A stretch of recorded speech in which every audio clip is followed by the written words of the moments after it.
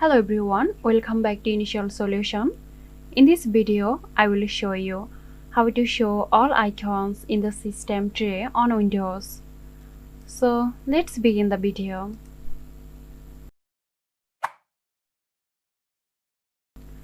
At first, right-click on an empty space on the taskbar. Now from here, click on Taskbar Settings.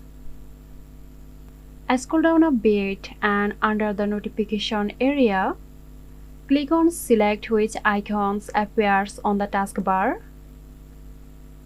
Now toggle on Always Show All Icons in the notification area.